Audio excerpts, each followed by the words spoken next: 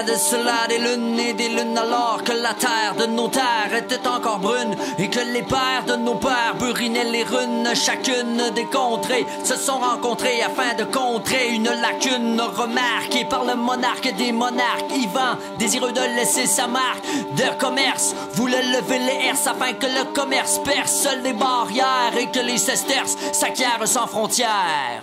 Manifestement, Ivan, l'empereur de la peur, les paumes sales et souillées de sang, il a bâti son royaume en assujettissant tout à la fois les petits gnomes que les clans les plus puissants sous son immense home. blanc et resplendissant. Et depuis ce temps sous le chaume, les paysans sont agonisants. Ivan, les paumes sales et souillées de sang, les paysans sous le chaume sont agonisants.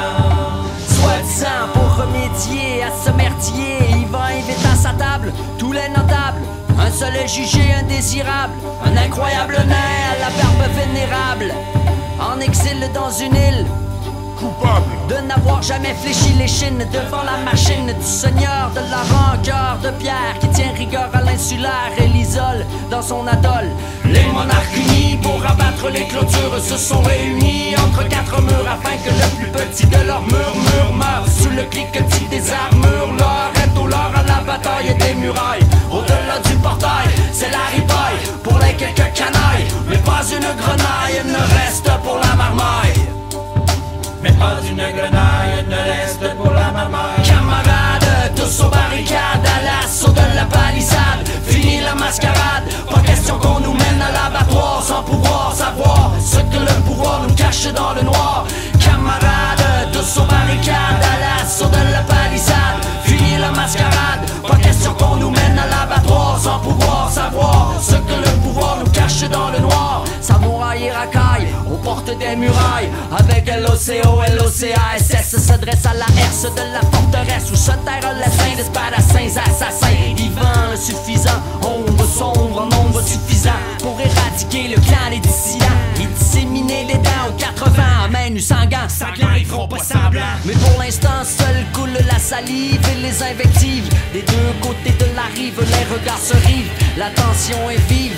On est sur le qui-vive en attendant que l'inévitable arrive. Et quand de main de maître, on perce le périmètre. La clique rapplique, les flics paniquent comme des yaks qui passent à l'attaque et matraquent du tac au tac, tac au tac, tac, tac. C'est le saccage, la bête a sorti de sa cage. On nage en plein moyen-âge, casque, masque et l'escadron fonce sur tous les flancs comme un faucon sur un fan. Mais pas question qu'on capitule. Hardy par ici la catapulte. Selon les calculs, on peut percer le rempart, le grand rempart. En haut du château, on lance des carreaux. Certains sont chaos sur le carreau, c'est le chaos.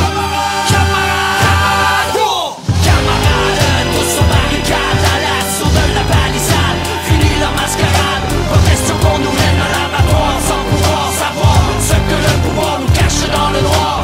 Camarades, tous aux barricades, à l'assaut de la palissade. Fini la mascarade, pas question qu'on nous mène à l'abattoir sans pouvoir savoir ce que le pouvoir nous cache dans le noir.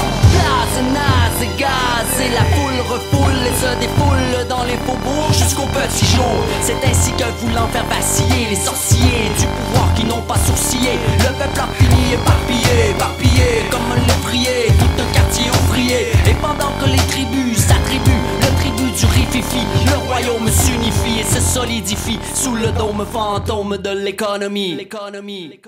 Les monarques unis pour abattre les clôtures se sont réunis entre quatre murs afin que le plus petit de leurs murmures meure sous le cliquetis des armures. L'or est au lord à la bataille des murailles. Au-delà du portail, c'est la ripaille pour les quelques canailles. Mais pas une grenaille ne reste pour la marmaille. Mais pas une grenaille ne reste pour la marmaille.